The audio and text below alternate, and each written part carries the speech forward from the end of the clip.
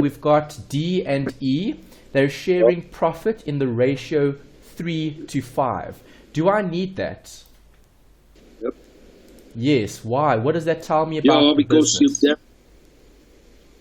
So it tells you that D has got 3/8 of a share, and E's got 5/8 of a share.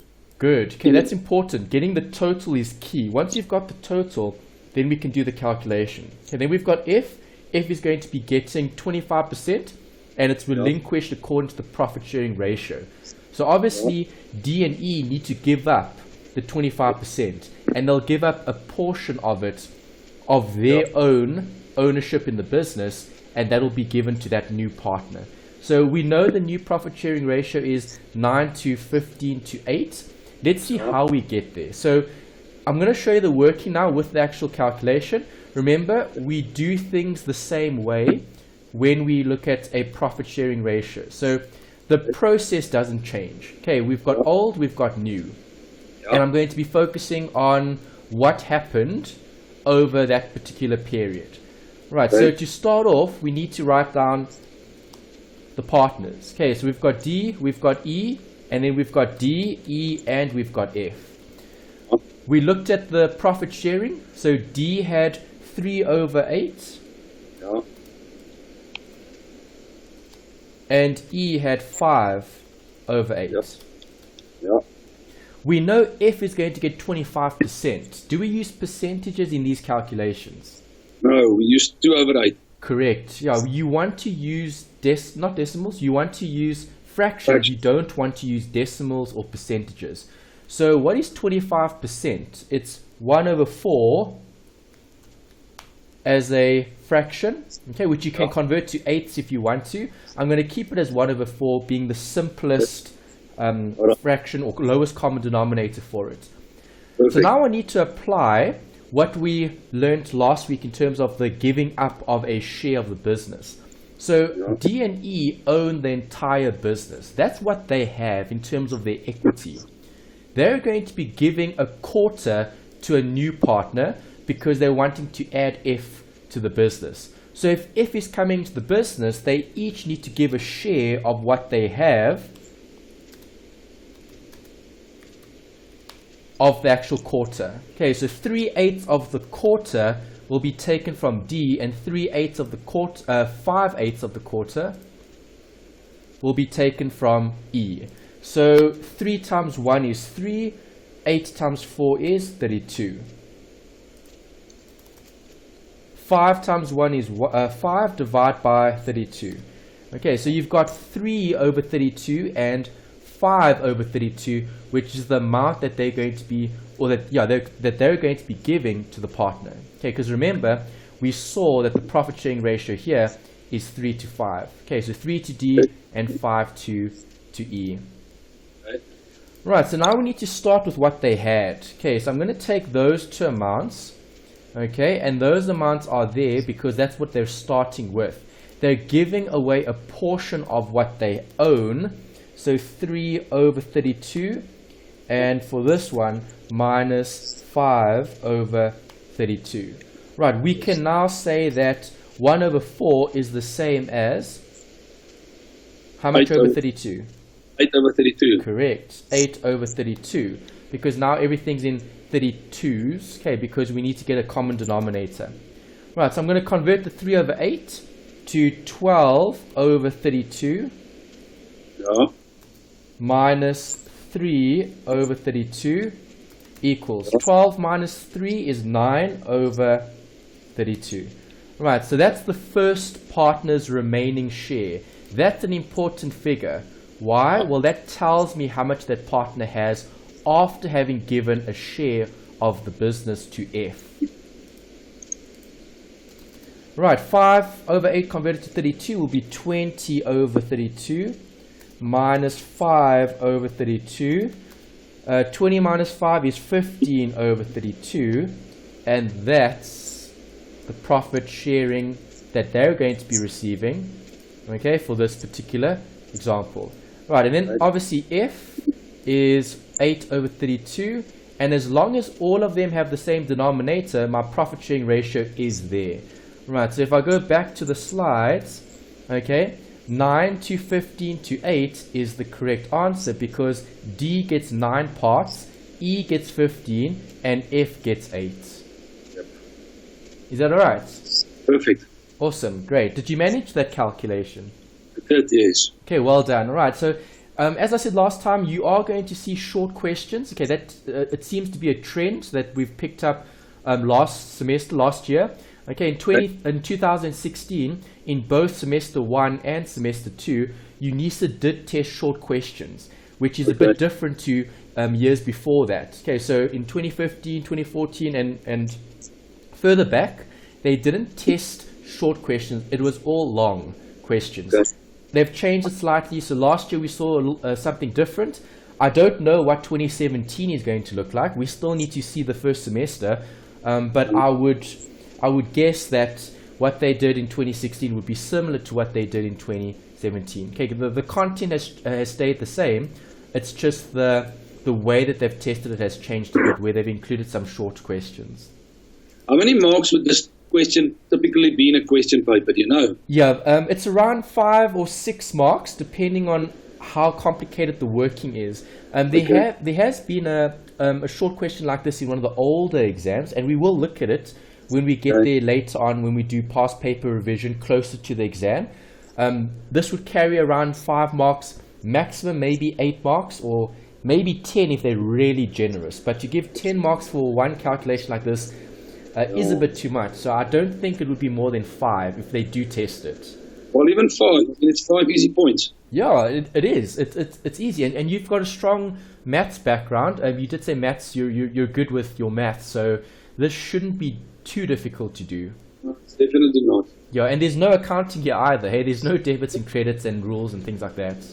Yeah. All right. So yeah. So if they do give it, great. If they don't, well, it could come up maybe as a small working as part of a bigger question. Okay, then that might carry 2 or 3 marks. But if it gets tested on its own as a standalone question, you could expect around 5 marks max. Okay. I don't think they'll give you more than that. Okay. Okay. All right. Then the next part was the same information, except you had to share things equally. Correct. Okay. So all of this is going to stay the same, except I'm going to delete some of this and delete that. Okay. All right. So this is what we had in the question. Okay. The question was the same as the first one that we looked at now. The only thing different was they're equally sharing the split. So we're going to less a half of the quarter. Right, because they're still going to be giving F a quarter, 25% of the business, but now they're sharing the actual share that they're giving away differently. Okay, so a half of a quarter is an eighth. Yep. So now I'm going to say less 1 over 8 for that partner, which gives me 2 over 8, and less 1 over 8 for this partner, which gives me 4 over 8. Okay, so now you've got this. Okay, so the profit sharing ratio needs to have the same denominator. Okay, so that's why I've given you something like this to consider. You could either convert this to 1 over 4, okay, and you can convert this to 2 over 4, and then you'll get the simplest ratio. So the simplest ratio would be D to E to F would be 1 to 2 to 1. Right, if you didn't get that and you got this, you're also correct. Okay, so if you got this, 2 to 4 to 2, that's also fine. Okay, because then you would have converted the 1 over 4 to 2 over 8, which gives you the same thing. So as long as I keep the ratio or the decimals the same, okay, so 8s with 8s, I'm going to get the right answer. Okay. Okay, so I'm keeping those together. Sorry, I didn't get that. What did you say? So you don't have to put it in its simplest form. You don't have to put it in the simplest form because a ratio is just a relationship between numbers. So as long as the relationship is consistent, the answer will be the same. I mean, I could even change this to 3 to 6 to 3. It's the same ratio, just a slightly bigger number. Yeah, because what I did is when I worked it out, I actually my denominator was 16. So at the 16 end, is fine. So I got 4 over 16, 8 over 16, 4 over 16. Yeah. And then I obviously for your answer, so I just simplified it into its simplest form to get 1 to 1. Okay, perfect. Yeah, so that's also great. So you could have left it as 16th, then you would have had, it would have been 8 to 16. No, I had it 4 to 8 to 4. Okay, 4 to 8 to 4. Okay, great. Okay, so slightly bigger than those numbers, but it's the exact same ratio. If you simplify it, you'll land up with the 1 to 2 to 1, yeah. Yes, that's right. Okay, perfect. But that's great, yeah. All right, so well done. You did really nicely there with the ratios, so that's really good. Okay, so good job. Okay, so that was the ratios. We need to go back and look at that difficult one. Okay, did you give that one a try? I did, yeah. Okay, and how did you do? Did you manage to get there, or? I did, yes. Okay, well done. That's brilliant. I All right, so like- as I said, yeah, your maths is very strong. So let's hope they do test this in the exam. Then you seem to be very good with this. So I'm going to go back to the notes. This page, wrong page. There we go. Okay, and let's look at the next slide. Right, we looked at that. There's it. Okay, so this example actually comes from the textbook. This example is a bit tricky because you've got 4 partners involved instead of just your normal 2 and 3. Okay, so there were actually 4 people involved here. Obviously, if we read the situation, we know that one partner is going to retire. Okay, Pinky is going to retire, and half is going to be given to the new partner, and the rest is going to be shared between the other 2. Okay, so the remaining partners. Right, so that's important. You need to be able to pull out the information from the question. I've tried to limit it a bit in terms of its length. Okay, so I've just pulled out the important bits and pieces from example 3.7 in the textbook, and we're focusing on the existing versus the new. Okay, so we need to write down the existing. So Tava, Pinky, and Thuli. So let's go to the working.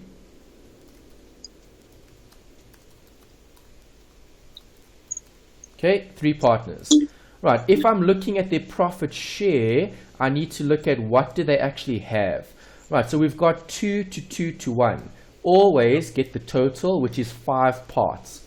So 2 to Tava, 2 for Pinky, and 1 for the other partner, Thuli. Okay, so 2 over 5, 2 over 5, 1 over 5. Alright, so that's the starting point. Then we need to add a new partner, so we can take the names again, leave the same names there, just add another one. Okay, and we're looking at the new entity, the new partnership. Right, so how much does the new partner get, Eunice? 1 over 5. Okay, they get half of Pinky's share because, do you agree, Pinky is leaving the business, so they're going to be splitting the share amongst themselves. All right, so Tava gets a portion, and so does Thuli. Yes. Okay, so what does Eunice get? Eunice is going to get, well, Pinky had 2 over 5, so 2 over 5 must be split in half. Okay, so if we split it in half, 1 over 5 will be given to the new partner, and the 1 over 5 is shared between the remaining partners, so Tava and Thuli. Okay, alright, so looking at that, we first need to write down what the new partner had, which was nice and simple, 1 over 5. Okay, half of Pinky's share. The other half is going to be given to Tava and Thuli. So we're going to add a half of a fifth because that's what they're sharing between themselves, right? Okay. Okay, so 2 over 5 plus a half of a fifth is a? Is 1 over 10. Yes, that's right. Okay, so if I convert that to tenths,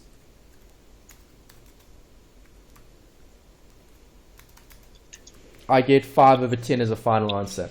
Pinky, you can put a big 0 there. That partner is no longer part of the business. And then the remaining partner had 1 over 5.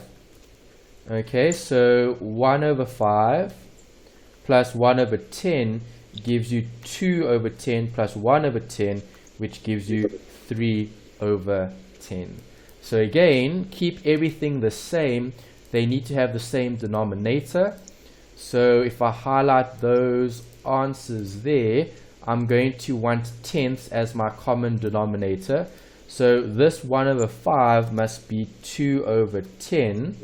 And 2 over 10 now gives me the profit sharing ratio between those three partners.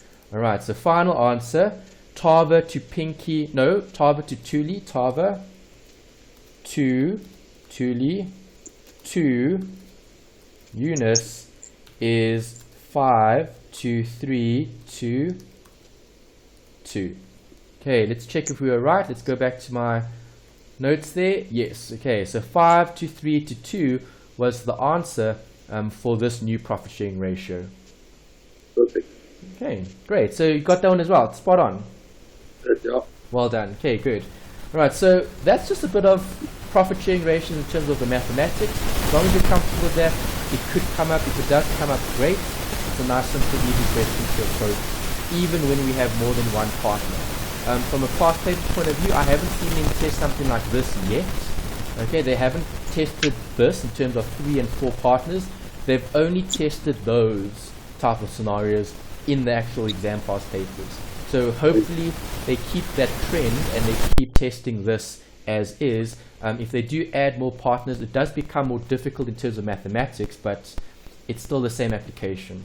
Yes, exactly. Yeah. Great. Alright, so let's save that. Okay, so we've got a few more notes to cover in the remaining slides there. So I'm going to come back to our notes and we'll go through the rest of this. And then I'm going to look at quite a few examples tonight to practice the actual accounting. So we haven't looked at the accounting yet. All we've looked at so far, just to go back and revise, is this, okay? A valuation adjustment. Maybe just to summarize a bit from last week, or last time actually, Monday, why do we need a valuation account? What is its purpose? To value the business. When? When there's a change in partnership, in the structure of the partnership. Good. Okay, and why do we do that though? Well, to determine what each partner is worth and what the business is worth now in a later period in its life. Correct, that's right. Okay, good. So we've got A and B. Obviously, if we want to go and put ABC as a new partnership, who's entitled to the worth that the business has created over the last 5 years? Only A and B. Only A and B. So the new partner that comes in needs to pay for their share of the business, and A and B are entitled to their efforts over the last few years because they've been the ones running the partnership. So that's how a partnership works in terms of the change. You need to always look at value. You need to look at owner's equity. And remember, the account that we use for owner's equity is? Assets less liabilities. No, the account that we use for owner's equity is? The capital account. Yeah, the capital, because we're looking at the long term, not the short term. So when making adjustments to their owner's equity, you're going to process that through to the capital account for each of the different partners. Okay. Okay. Right, then we spoke about goodwill. Again, just to recap that, because we'll look at a goodwill calculation a bit later. What is goodwill? It's the brand, it's the reputation, it's the things we can't measure that adds value to the business. Yep.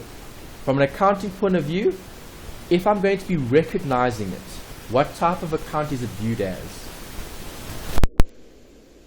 Was it liability? No, it can't be a liability, it's not an obligation. It was an asset. Yes, it's a resource. Okay, A and B have created goodwill in the company because they've been operating for a few years. Right. Okay, alright, then coming back to the notes we've revised. First bit here tonight in terms of the new content is a note about personal transactions. Can A and B transact together? If we've got a partnership, can they transact together privately? So I'm just note here quickly, Anthony. Can they transact privately, A and B? Yes, they can. Yes, they can. So if you have two separate businesses, they can transact, okay, meaning that A and B can interact in terms of their private or personal transactions. Will that affect their ownership in terms of the partnership? No. No, it won't. Okay, so where do we show only partnership transactions? Where is that disclosed? It is disclosed in the statement of change in equity. Correct. Okay, and that's important because we're looking at the owner's entitlements. So you never show any personal or external transactions. It's always specific to the partnership. As long as it's specific to the partnership, you'll disclose it. Okay.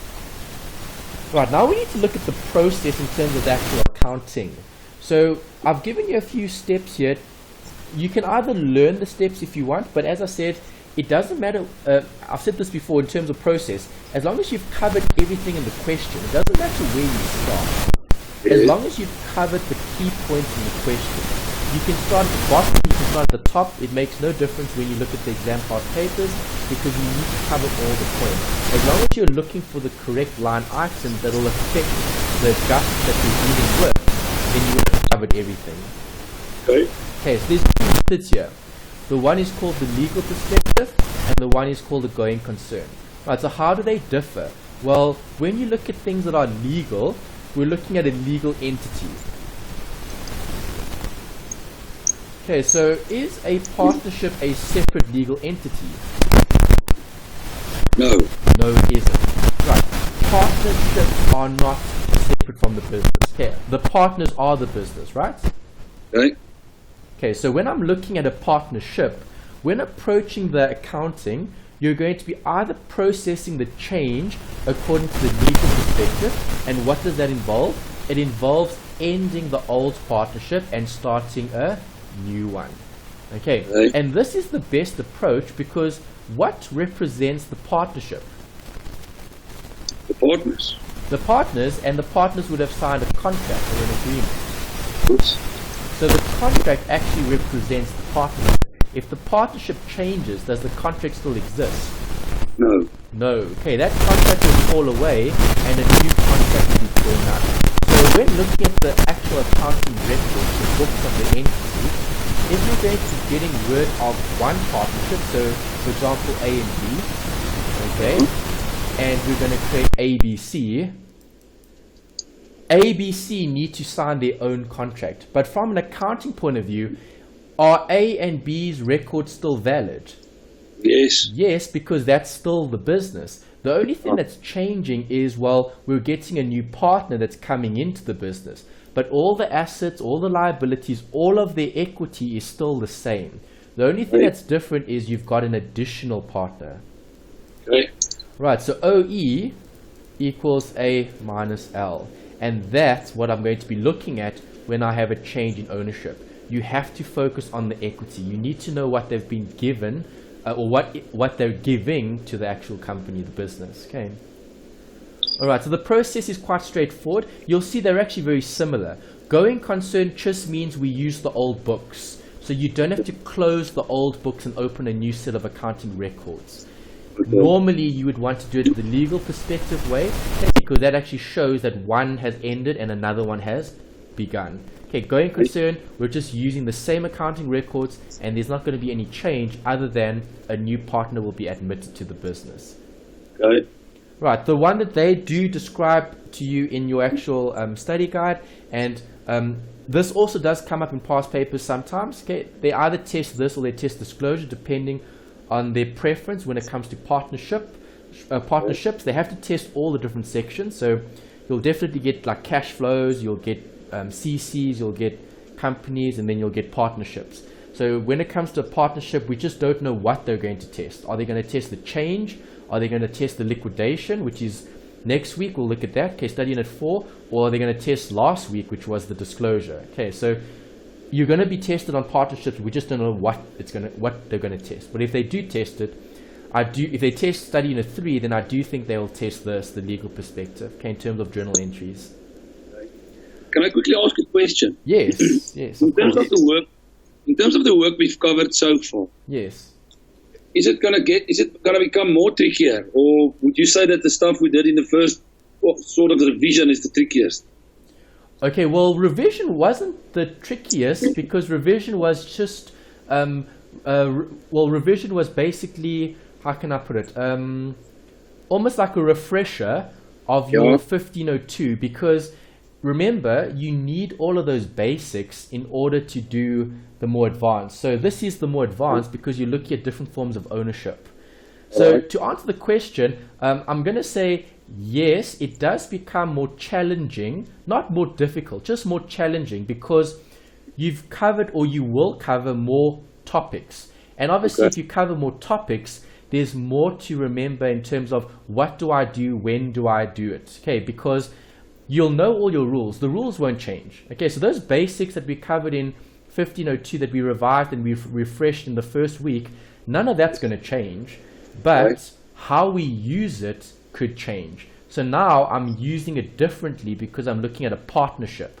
When I get to a company or a CC or even cash flow, okay, all those basics still apply, but the application is very different. Okay. So it does become more challenging, but as long as you've grasped the basics and you can adapt, then you should be fine. Okay, excellent. Thank you. All right, so the process, step 1, step 2, step 3, and step 4, okay? All of those steps, you can actually look at them in any method or any, let's say, order. They're not very specific in terms of you have to do this, you have to do that. It's just a general guide, okay? So even in the textbook, you'll see if you've gone through that, they give you like a general guide. This is how we should go about doing it. As I said, from a practical point of view, it doesn't matter how you approach it as long as you've covered all the accounts. Okay, and we'll see that later when we look at the second example. Right, the second example in this study unit is the longest and the most challenging. The other two were easy. It's always like that. The UNISA tends to give one really difficult example in their study guide and then a few easier ones. So when we looked at study unit 2 last week, the last two in the actual study guide were the easiest. The first one we did was the most difficult. Okay. One with red. Pardon?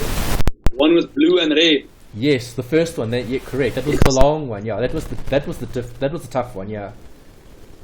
Okay. All right. So when looking at a partnership, what must we look at in terms of their entitlement? What account represents their entitlement? Capital account. Capital, exactly. So when you change their ownership, which is the most important account to look at? It's their capital, because that represents their owner's equity. So you'll see everything gets closed off to capital. Step 2 says close their current accounts to capital. Let's think about the theory. Why do we do that? Well, current account represents what? Long-term or short-term? Short-term. Correct. So obviously, if A and B are going to close, inverted commas, close, and open as ABC, is A and B still entitled to what they did generate previously? Yes. Yes, so that's why we close the current off, because now the current is no longer relevant because the old business that we're closing doesn't exist anymore, and now we're starting the new business fresh. So they're starting basically with new current accounts. New capital accounts. And new current accounts, but for the new business. Yeah. You won't have a current account when you start the business, but you'll have a current account at the end of the next year when you've been running as a new entity. Okay. All right. Then any reserve. What is a reserve? We saw this in the notes in study unit 2. Do you remember what a reserve is? Yeah, reserve is like money that you put away. Correct. So how is it treated then in a partnership? Is it equity? Yeah, I think so.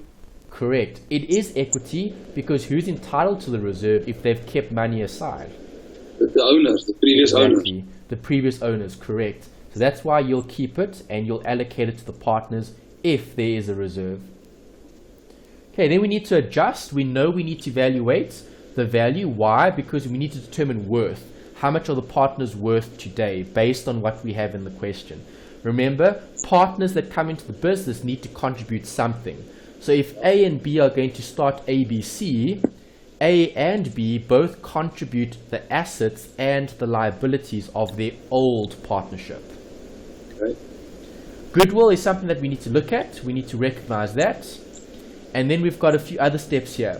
Step number 6 is to dissolve. Okay, so remember, if we look at the legal perspective, we're getting rid of the old and we're creating a new partnership, right? And as I said, when looking at the long example, exercise 3.2, that one is a really good example to show this.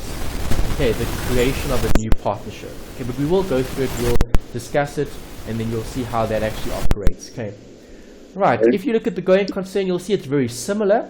The only thing different here is you don't need to look at as many of the adjustments in terms of closing off certain accounts and opening other accounts, because remember, you're not going to be closing off accounts because the old books become the new books in the new partnership. Okay, so you're literally just building on what A and B have already done. You're not closing what A and B have done and opening something new in terms of ABC. Okay, so slight difference there. The legal perspective is the better way of approaching it, because we know a partnership isn't a separate legal entity. So if the partners leave, or if the partnership changes, we need to start fresh. Okay, so legal is preferred in terms of how it meets the theory, as well in terms of the partnership not being a separate legal entity. So why would you have two different types then? It's just the accountant's choice in terms of how do I approach the question. So they have choice in terms of, for example, perpetual and periodic. Okay. Okay, those are two systems for which area? What area of accounting uses perpetual and periodic? Sales. No, not sales. It's because of it's either inventory or purchases. That's how you inventory. Yes, okay, you got it. Okay, inventory is where I use perpetual or periodic. So based on the perpetual or periodic system, I'm going to follow a specific set of rules when disclosing the information. So the same thing applies here. You've got legal and you've got going concern. So depending on what they've chosen, they can choose legal or they can choose going concern. Then they need to follow the process around that. Okay. Okay, so with inventory, you can't choose both. You either choose perpetual or you choose periodic. And if you choose the one or the other, then you follow those rules. Okay. Okay, it's just a way of doing something. But the end result is the same. Legal or going concern is still going to show the new partnership. It's just how do I get to the new partnership? Same as perpetual and periodic. You're still going to show inventory. It's just how do I get to show inventory? Okay. All right, so here's the note about goodwill. This is the calculation. Okay, so I'm going to give you an example in terms of this calculation, and then we'll look at one later on when we look at the last exercise. Okay, exercise 3.3 we'll be doing on Monday. Okay, we won't have enough time to go through 3 as well tonight. We'll go through 1 and 2 though. Okay, I'm going to discuss goodwill again. So I'll revise it again on Monday and we'll cover it in more detail as well. Okay, just to give you a simple example, okay, let's focus on what it is. What is goodwill? Goodwill is reputation. Correct. And if you define it as a accounting element? Non-current asset. Correct. Okay, so now you know what it is. If you know what it is, what balance will it have? Debit balance. Exactly, good. See, that's the accounting rules that we need to apply in different situations. Okay, so you've learned about a new asset. You know lots of other assets, inventory, land and buildings, vehicles, those are all assets. Here's another asset to add to the list. Okay. When looking at a change in ownership, there's always going to be a goodwill calculation if they talk about someone buying a portion of the business. So the first bit that I need to discuss with you is this, the total purchase consideration. That's the first bit of the calculation. Okay, so when calculating goodwill, I first need to look at this. How much does the company, what is the perceived value of the company? Perceived value. Okay, if you're perceiving value, what does that mean? It's an estimate, right? It's like an it's an approximation, right? Yeah. Okay, so here's the example.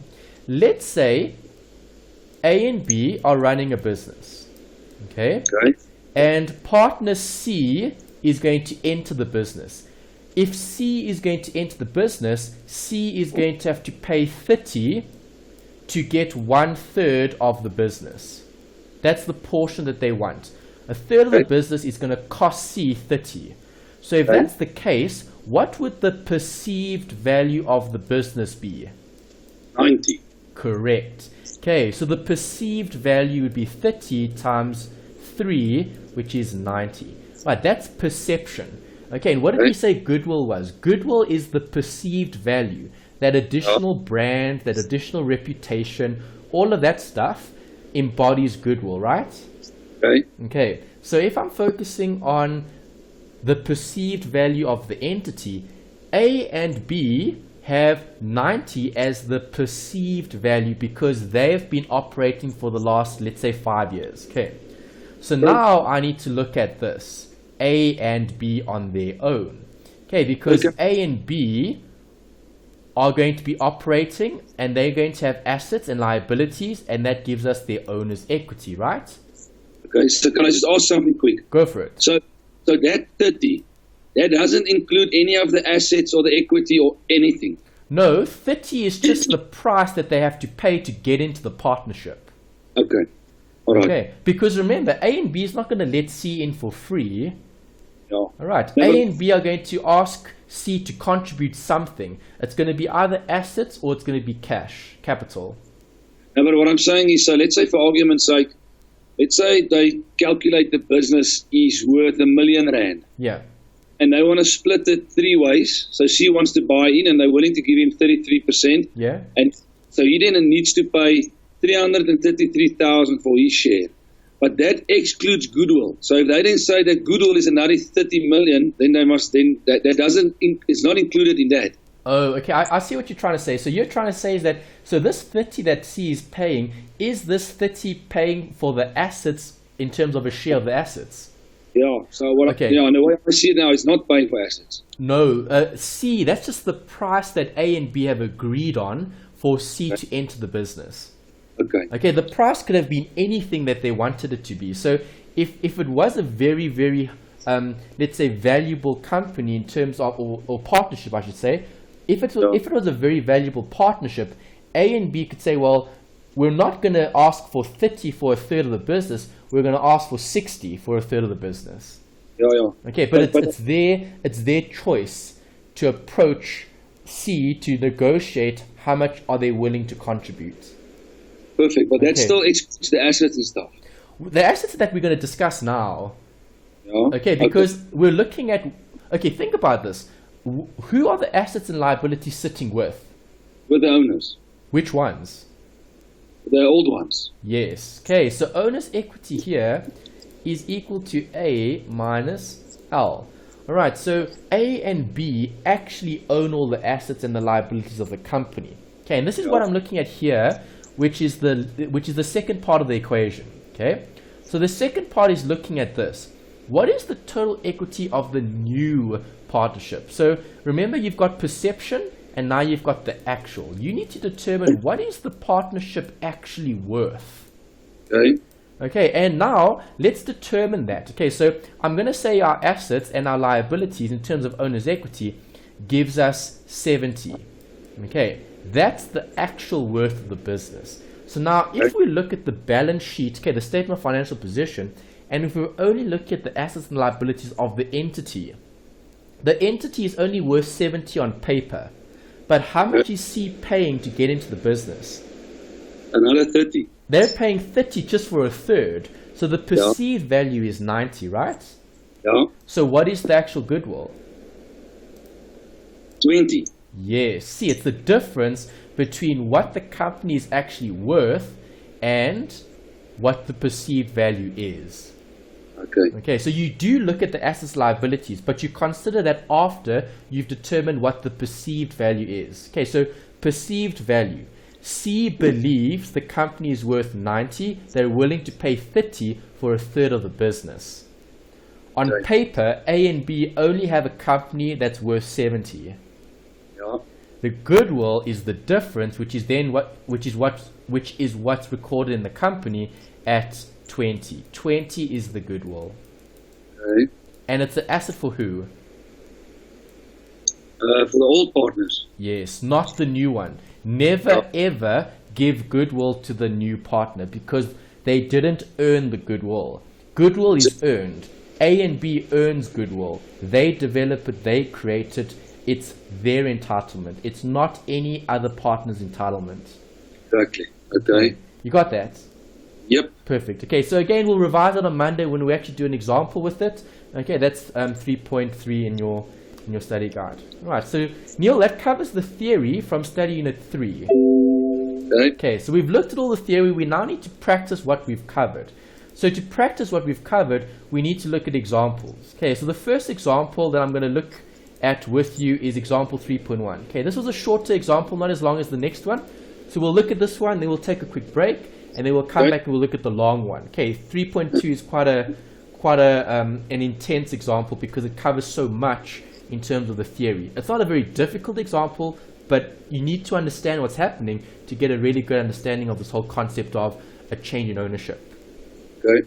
All right, so to start off, nice and simple, 3.1.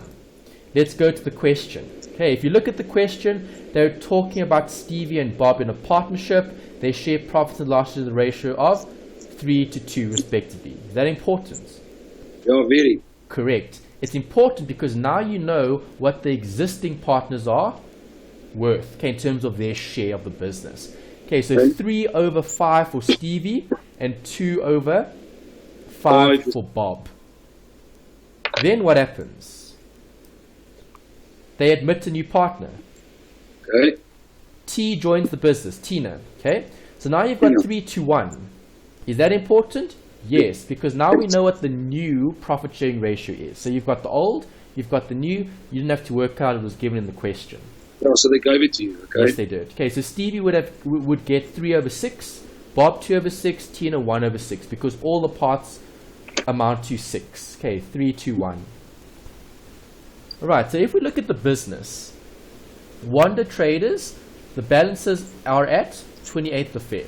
Okay, you've got land and buildings. What is that account? That is capital. No.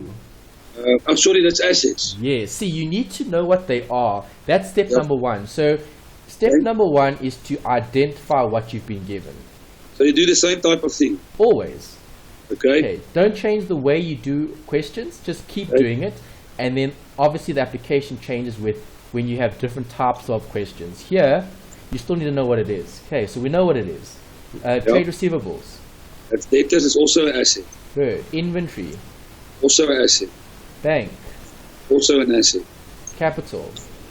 That's capital. Yes. Capital Bob, capital gain. Trade payables. That's creditors. Which is? That's a liability. Good. Okay, see, now you know what you've got. Okay, so you know you've been given assets, liabilities in this question. We now need to look at the additional information. Okay, additional information talks about to prepare the change in ownership, the following agreement was reached. Okay, so these are considerations in terms of the value. Okay, value of the business.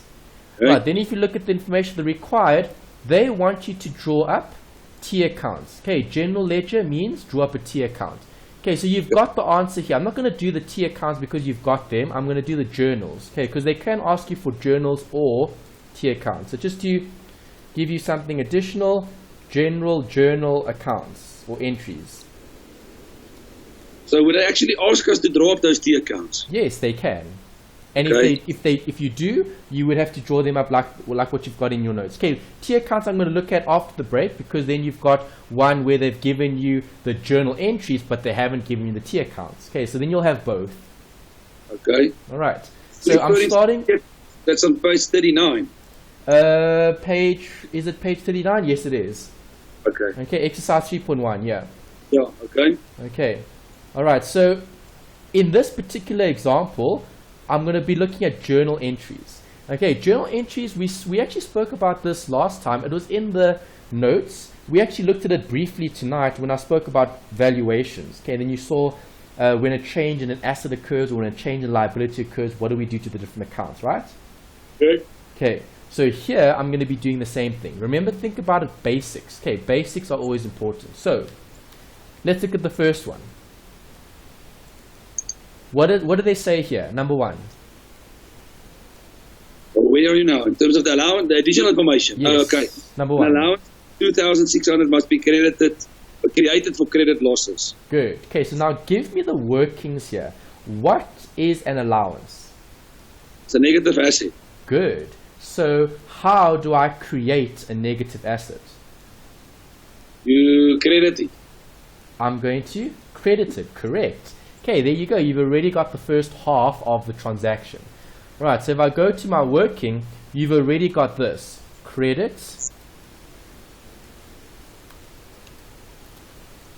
Allowance for credit.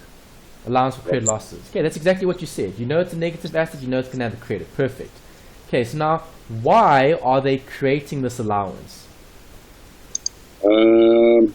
Because they anticipating that people are not going to pay. Correct, yes. They're changing the ownership of the business, so they're looking at what did the existing partners have in terms of bad debts or potential bad debts.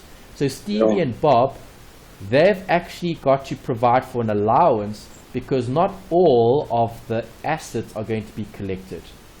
Yeah. Okay, so now if we know Stevie and Bob are going to be affected, what does the allowance do to their entitlements? It makes it less. Good. So how do you decrease their entitlement? What account will you affect? You must debit the assets. No, you can't debit the assets. You can't debit the assets. Sorry. You must debit the capital. Yes, good. See, entitlement is representative of their capital accounts. So is their capital going up or down? They go down. It's going down, exactly. Alright, so that's why when you go to their accounts, you're going to debit the capital for Stevie and Bob. Okay, so capital S. Right, remember in your notes I talked about a valuation account. If you want to be fancy, you can just do this. You add two lines and you literally put a debit and a credit for valuation. Okay, and that gives you those working accounts. Sometimes they want them, sometimes they don't. I'm going to put it here just so I can show you what it actually looks like. Right, and that's the adjustment. Okay, remember the net effect is what? Debit capital, credit allowance. If I want to put the fancy accounts in between, I put a debit and credit for valuation. They eliminate themselves. Okay, that debit eliminates that credit. Okay. Okay, how much is S entitled to? S is entitled to, what is Stevie? He's entitled to three sixes. No. What do you mean entitled to then what? 3/5, not 3/6. Oh, okay. Okay, yeah. Okay, because who are these adjustments going to be affecting? They are the old partners. Exactly. You don't use the new sharing ratio for the old partners. Because he only joins on the 1st of March. Okay, from 1st of March, Tina joins. So now we've got the new partnership. Here we're still looking at 28th of Feb. Okay, perfect. Okay. Okay. All right, so this 2,600 must be split. So how much does Stevie get of it? He gets 3/5. 3/5 of it, correct. Okay, so 2,600 times 3/5. Okay, and that's the amount that you would record here as per the journal entries. Okay. Okay, and then I'll have the exact same thing for Bob, except I'm not going to have 3/5, I'm going to have 2/5. Is that alright? Oh, perfect. Okay, number one complete. Read number two for us. What's the focus there? Inventory must be recorded at 50,000. Good. So, what do I do with this? Well, I need to compare it against my inventory in the books of the entity. So, Stevie and Bob have recorded inventory at 44,000. What is the inventory actually worth? 50. 50. So, who benefits? The partnership. The partners, Stevie and Bob. So they short counted 6. They didn't short count 6. They just maybe they understated the inventory perhaps, or maybe they revalued the inventory and it was seen to be worth more than it actually was. Okay. Okay. Or you could be right. They could have maybe counted stock and found stock somewhere perhaps. That's a possibility. Okay, but we know that the inventory must be increased. 50, yeah, So how do I increase, increase inventory? You increase the assets. Yes, so You debit the asset account. good. Debit inventory, Yeah. credit what? No. Yes. Capital. Capital S, capital B, because they are entitled to more. Yes, that's right. Okay. Just think about it. They've revalued the asset. The asset's worth more. Are they entitled to more or less? More. Entitled to more. Right, so there's the key. That's what I want you to get, because that's all you actually need. And then if you want to throw in the fancy equation, not equation, if the fancy middle bit, then you just do that. You just put the debit and credit for the valuation, and that gives you the fancy account, okay, where you've got the 4 entries instead of the 2. Right, so how much does the inventory go up by? 6,000. Correct. 6,000. How much of it goes to Stevie? 3 5s. Good. Okay, so now you've got that. And you'll have the same thing for Bob, right? Yep. Good. Okay, so Bob, do you have a question? No, I'm just saying he will have 2 5s. Correct, yes. Perfect. Now you've got that bit. Okay, so now I want you to do number 3. I've done 1 and 2 for you. You do number 3 for us. Okay. So number 3 says land and buildings must be recorded at 50. So currently land and buildings is 30. Okay, so that must go up by 20 then actually. Yeah? Okay, so it's pretty much the same as the inventory, because it's also an asset. Yeah? So you're going to debit the asset, you're going to debit the asset account. Yeah? And you're going to credit the capital. Perfect.